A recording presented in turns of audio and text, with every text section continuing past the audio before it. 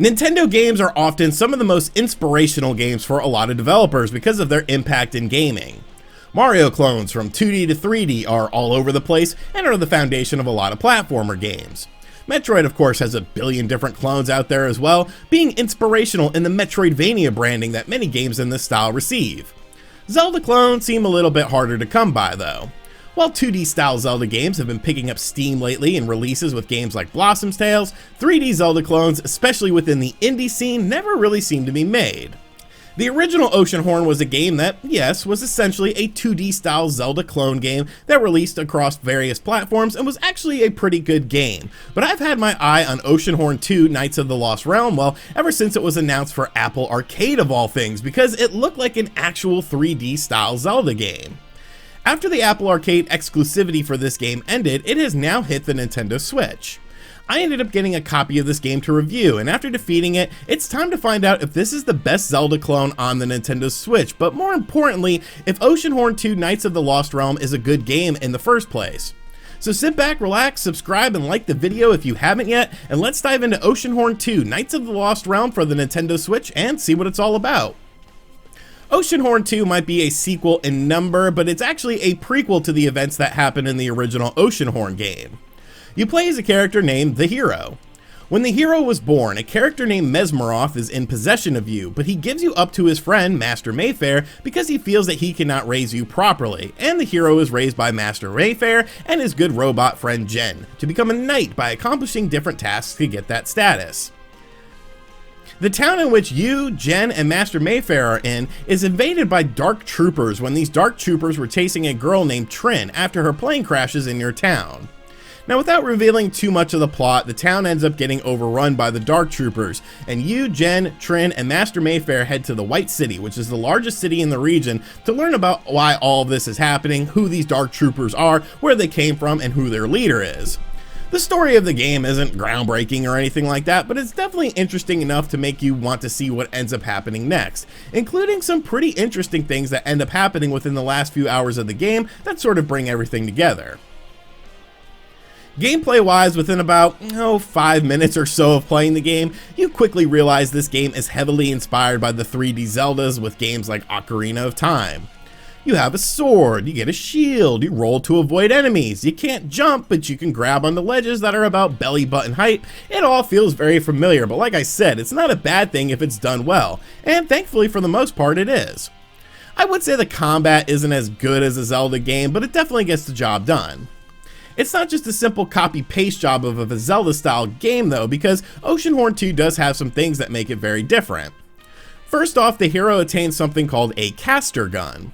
Now the caster gun is kind of like your spells in the game, and although it does shoot normal bullets against enemies, you eventually acquire different upgrades to it that add different elemental-based attacks.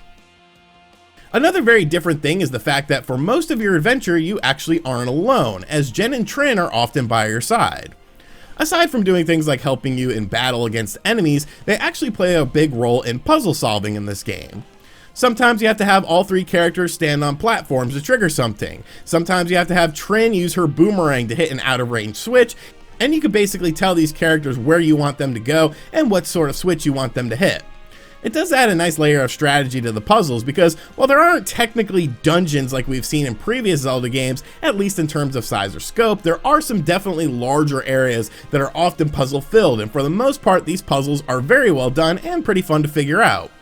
Of course, you also encounter big boss battles as well on your journey, all of which would have a puzzle element in them in order to defeat them. And in order to keep the gameplay fresh throughout your adventure, you attain new things that the hero can use, such as a grappling hook and a helmet that allows him to dive underwater, which I think is a very cool aspect of the game, so you're adding things into your repertoire constantly within the game.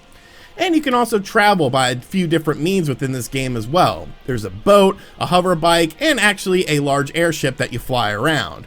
It definitely isn't very prominent in this game as it's really just used for traversing areas, but I did enjoy these little breakups in the gameplay.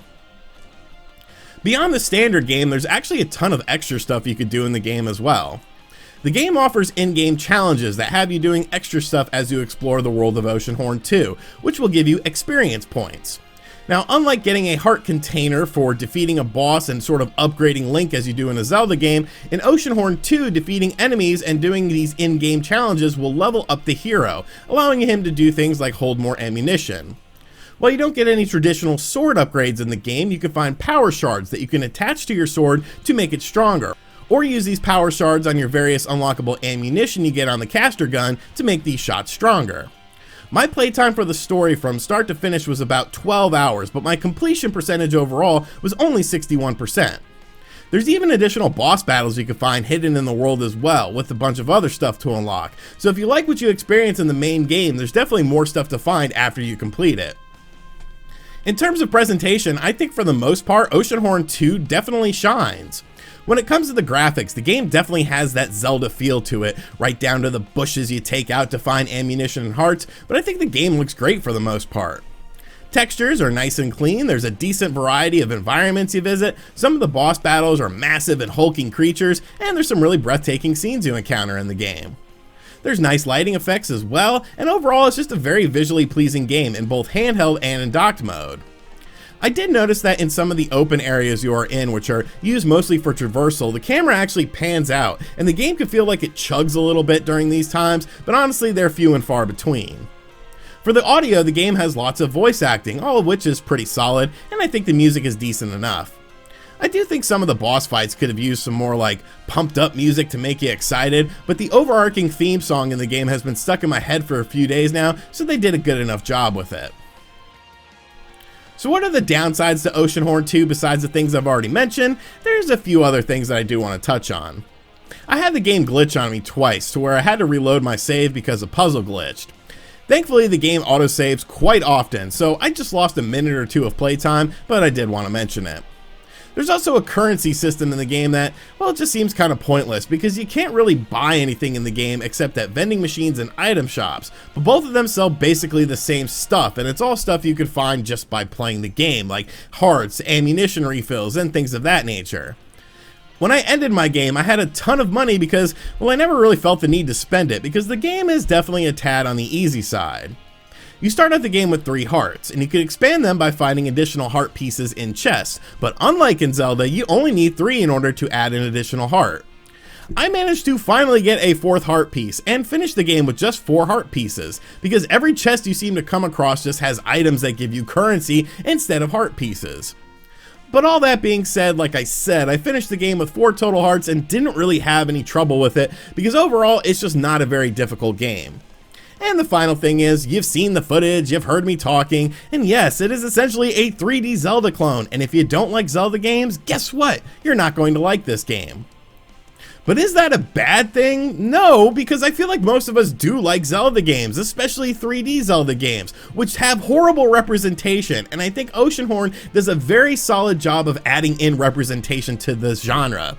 Like I said, it took me about 12 hours to beat the game at 61% completion, and considering that this game is just a $30 game, I definitely feel like it's worth that sort of value when it comes to the fact that you get a good bit of playtime and there's additional stuff to do in the game. It's not a perfect game, and it's not nearly as good as a traditional Zelda game, but on its own merits, Oceanhorn 2 definitely has enough charm and solid gameplay to make this a game I definitely recommend to people.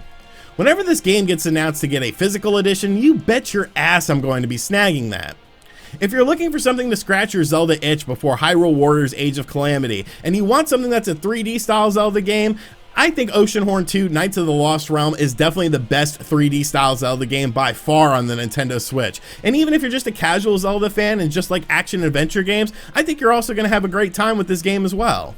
So be sure to let me know in the comments section down below what you think of Oceanhorn 2 Knights of the Lost Realm. Is this a game you plan on checking out? What do you think of the footage? Does it look like a game you're going to enjoy? And as always, guys, thank you for checking out this video. If you're new to the channel, make sure you subscribe and turn on notifications. Check out other videos on the channel as well. And as always, I will catch you guys on the next video. Later.